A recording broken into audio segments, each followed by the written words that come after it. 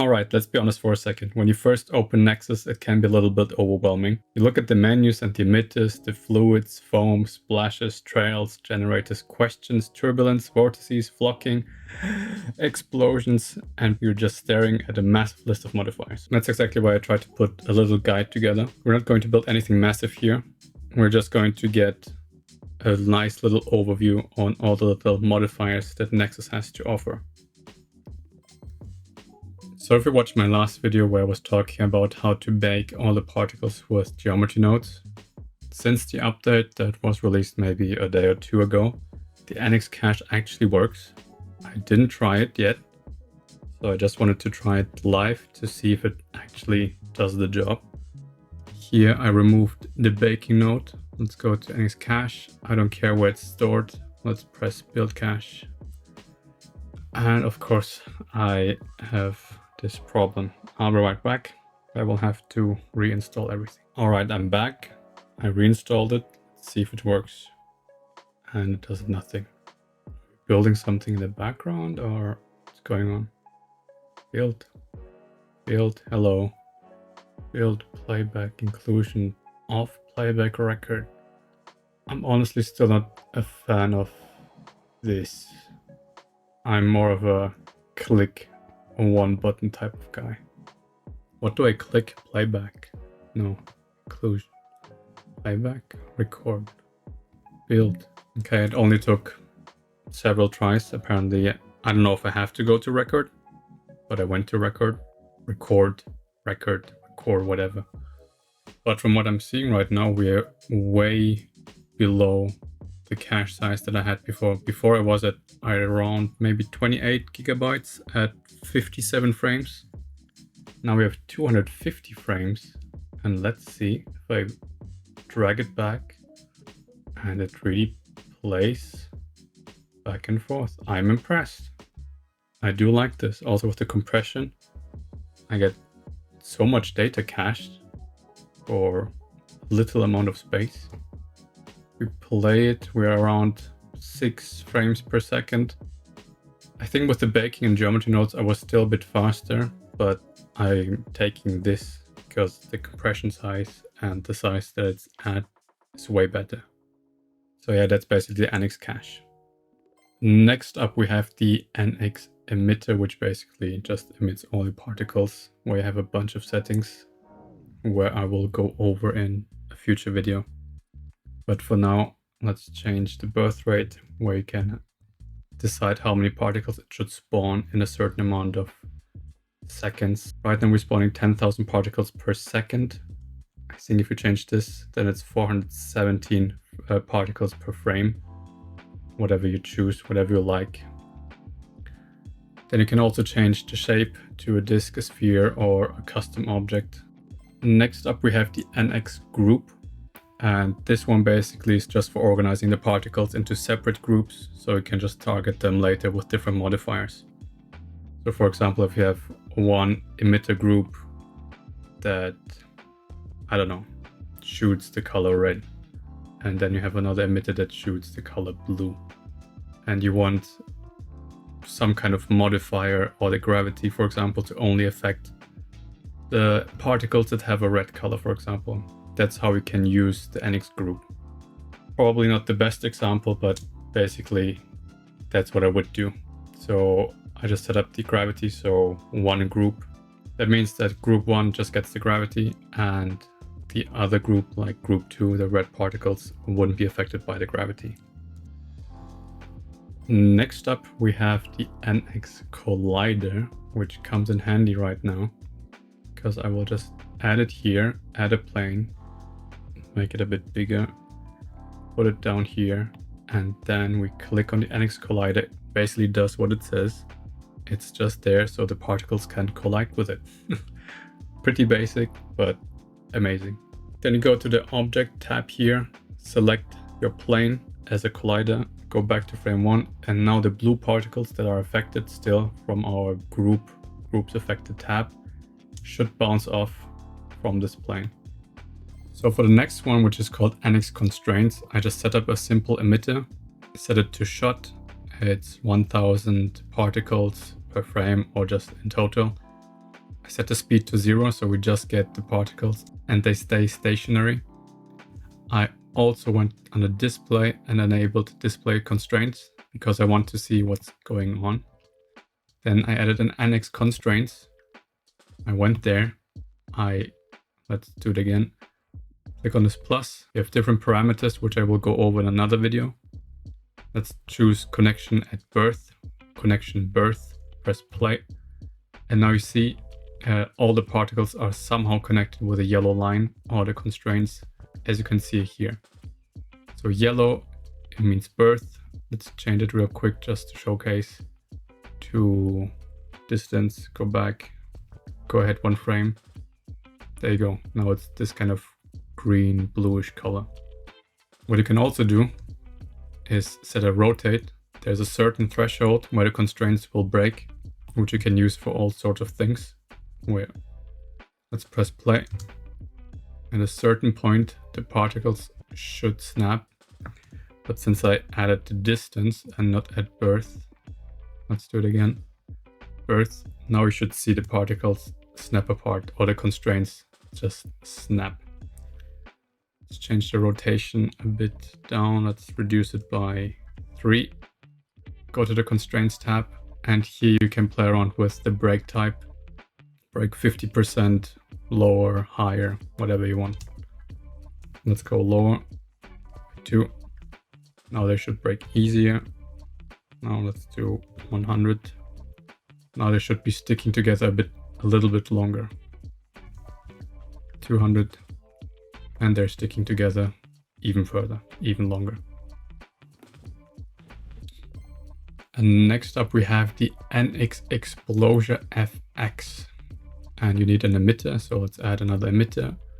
Maybe we'll rotate it up by 90 degrees. Maybe put it down here for now. Go to the ExplosiaFX, go to the source tab, click on emitter. I already had several emitters. Let's choose the current one. Press play, and now we should see some smoke coming up and some fire. Next up we have the nxFlowField, which was added recently, so I didn't even play around with it. So let's do it just together. From what I saw, it's essentially just a grid, a 3D grid, and with arrows, like velocity arrows, and the particles entering, getting pushed away in a certain way that you can set up, and they move through the field or like a force. Right now, apparently it's set to radial. If you press play, it should be like an explosion, like all the particles will flow out in all directions, or in the X direction for that matter. Remove that, add maybe a curl noise. You see all the lines, like the particles will go in certain directions, and I assume red means it's a stronger force, blue means it's a lower force. I'm not sure, don't quote me on that. I'm just going based off of nothing here. And there are a ton of modifiers, which means I will have to go through each of them and check what they're doing and come back to you with another video. Now let's look at something that you might be more interested in. For example, the nxFluid. Let's just add it and don't change any parameter, press play. Maybe it would be also nice to add a gravity and just for fun a plane so we can see what's happening. Add a collider, select plane, press play. Okay, right now we have some sort of fluid simulation. You have different kind of solvers. This one, PBD, is supposed to be less realistic, but therefore quicker. Then you have SPH, where you can change it to either a fluid or for granular stuff like sand, sugar molecules, salt, whatever you want. Then you have the flip fluid simulation, which is in its own domain. So we have to put the emitter in the domain, otherwise it will not work. So let's select the, where is it? nxFluids. Select it, move it up, put the emitter inside this domain, press play. And there you have like a fluid simulation. And you also have the APIC, And next up, we have the nxFoam, which also was added recently. And it basically looks at your fluid sim data, and where it's turbulent or where it's curving, it looks at how fast it is moving. And then it uses that to automatically spawn 3 kinds of extra particles: foam at the surface, some bubbles underneath, and some spraying flying off the top. And it's the thing that turns a clean fluid sim into what actually looks like wet and chaotic. So yeah, maybe we can change the display type. Let's change the foam to be green, because that's the natural way. Let's change the spray to be pink purplish. The bubbles should be yellow. Let's play this again. And there you can see all the different parameters. I already forgot what is what. So green should be the foam. Then you have the spraying around of the particles, which is going up, and all the bubbles that should be on top of the surface. Next up, we have the nxPPCollisions, which basically just tells all the particles that they can collide with each other, and that they maybe, from what I understood, create new particles depending on the parameters you set. Let's just have a look. Without, the particles just bounce up and down. And now with, the particles should collide with each other and pushing each other into different directions. Should be more realistic for realistic interactions of the particles. Next up, we have the nxSplash. And for that, I just changed the emitter to a box type. And I just let it sit for a little bit. And let's activate the fluid, so it's just coming to a still stand. Then I added an nxSplash. I went to the setting and I set it to a start time of 100 frames, so all the water can settle down a little bit. I set the duration for 10 frames and the distance, or the strength here for that matter, to 1. So if I press play, the water settles at frame 100. We should get a nice little splash.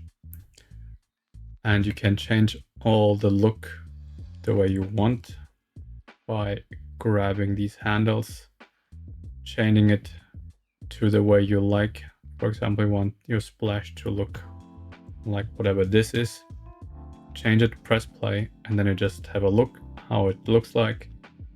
Probably I exaggerated with the strength here a little bit, but you can play around with it. With the nxWave, you can just create waves. Shocking, I know. What I did here is set up a fluid domain again, set it to flip fluid, added the emitter, set it to a box shape, so we have water just in the bottom. Let's look at that for now. It's just splashing around. I added a mesher so we can see it a bit better for now. As you can see, it's just swinging back and forth, oscillating back and forth. And now let's add a wave on top of that. And now you get these kind of waves rippling through. And you can change the speed. For example, let's have it a bit quicker than that. Let's have it a bit stormy, you know. Maybe a bit too much. Maybe it needs to settle down first. It needs to find its right frequency. All right, let's go back to 1. Maybe change the strength to ×5. And then you get higher waves basically, which is quite realistic, as you can see. Since I'm already here and have it all set up, let's go to the nxMesher first and then look at the generator.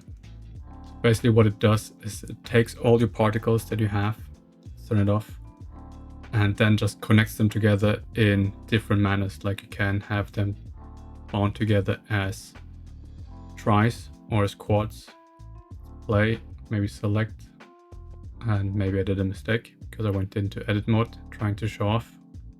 Yep, I messed up. The next one, after crashing Blender by trying to open up the nxMesher and then trying to have a look inside, is the nxGenerator. And it's really simple. You just take an emitter, you add the nxGenerator, you take Suzanne, move her aside, click on nxGenerator, select your emitter, select the object you want to spawn, press play, and now you you have a bunch of Suzannes flying around.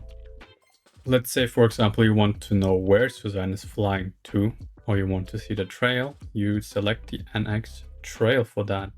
Select your emitter, maybe reduce the size to something like, yeah, let's go with 500 for now. Maybe it was too much. Let's go with 50. And now, wherever Suzanne goes, we have a trail behind her. Let's add a turbulence, maybe to make it a bit more interesting than this. Press play. Maybe increase the strength by 10. And now Suzanne is flying off left and right, leaving behind her a trail. What a beautiful Suzanne tree.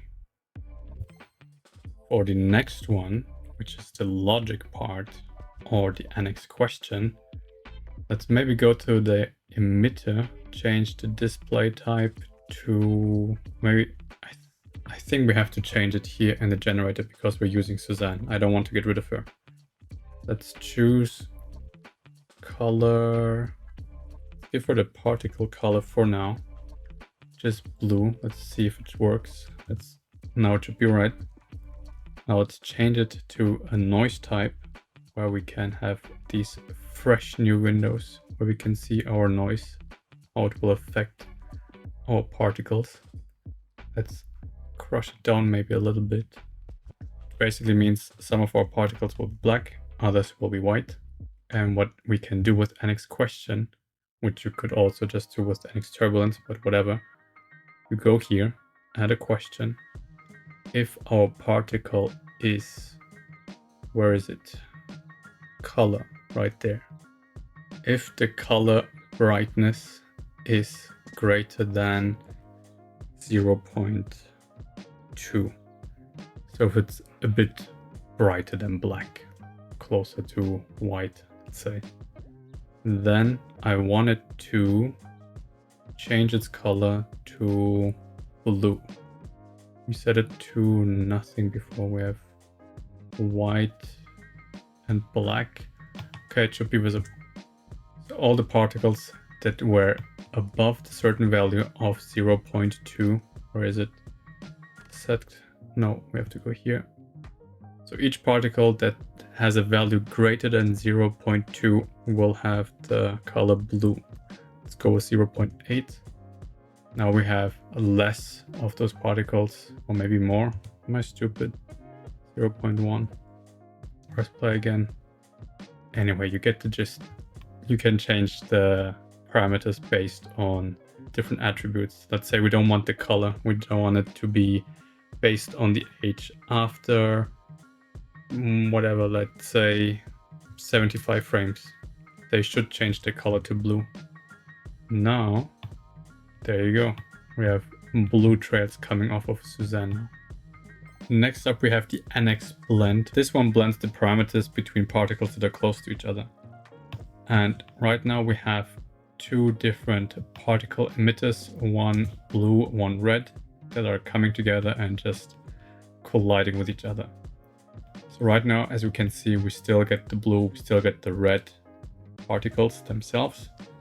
Once we add and activate the nxBlend, we should get a mix towards purple. Now we slowly get the purplish tint. They're getting mixed a bit heavier, and you can change the strength maybe a bit higher so we can see it. There you go. We get a nice blend between those two colors. And you can use this for different kind of effects. Next up, we have the nxColor, which basically colors the particle in different gradients or different types, whatever you want to choose. For example, right now we're going to choose the layer type gradient by parameter. I chose a random preset gradient. Press play, and our particles will have a gradient from purple to yellowish beige. But we can also add maybe a group, just real quick. Add emitter 1 to group 1, emitter 2 to group 2. You can also expand this to have more emitters in the group so it makes sense. Let's go to the color, groups affected, only group 1 will have the gradient, the other one should have a solid color. The nxKill is exactly what it says. If you add an emitter and add the nxKill, and let's set the one to outside the bounds, press play, it will just kill off or remove all of the particles that will be outside of this box. You can change the shape also to a sphere. Let's make it maybe a bit smaller for now. And then it will delete all the particles that are outside these bounds. Next up we have the nxScale, which basically scales up the particles depending on different parameters.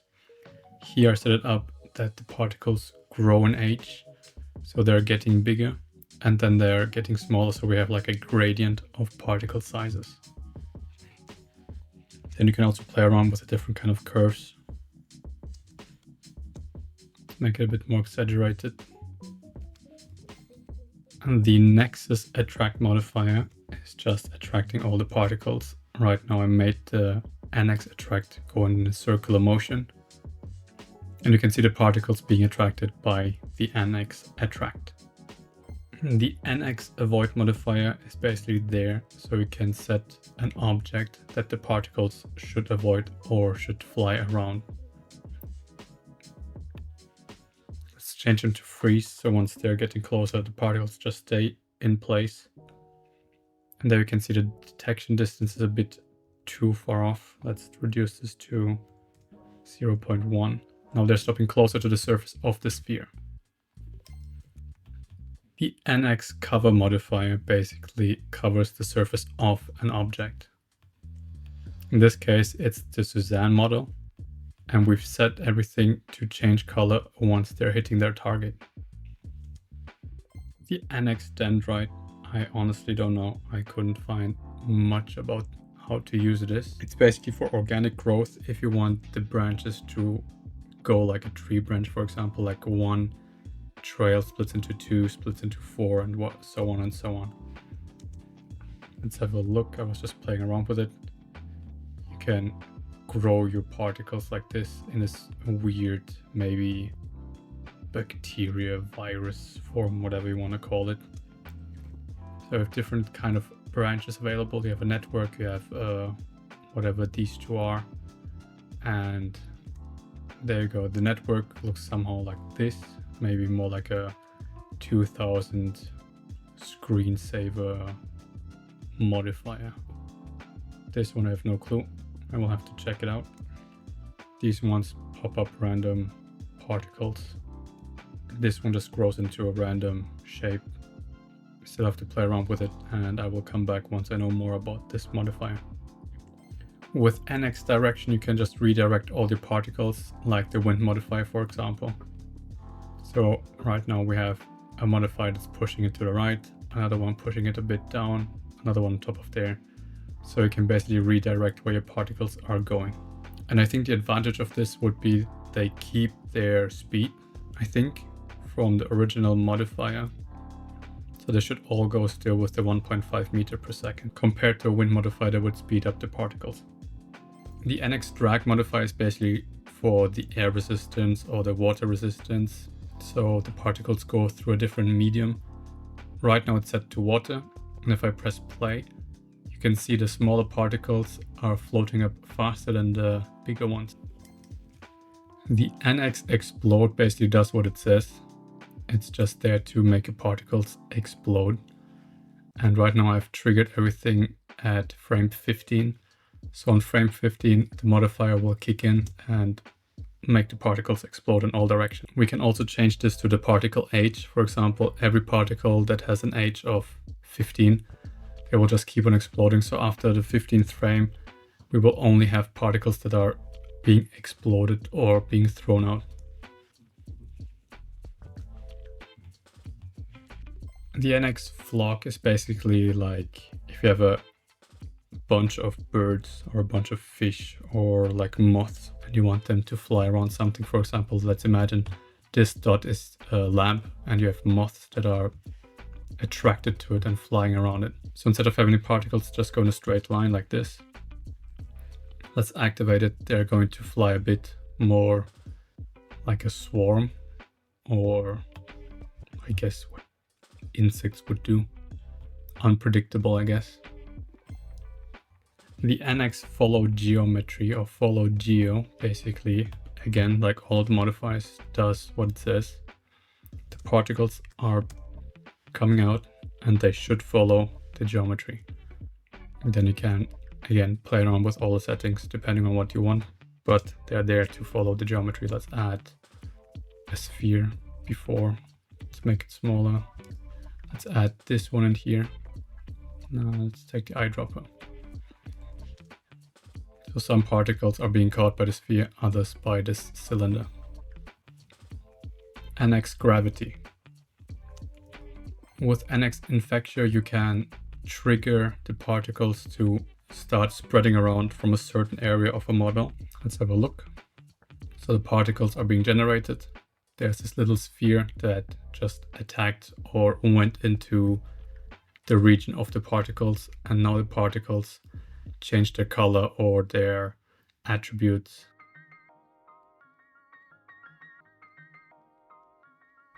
With nxLimit, you can limit the certain attributes of the particles. For example, if you don't want them to fly off in the Z direction, let's turn it off for a sec.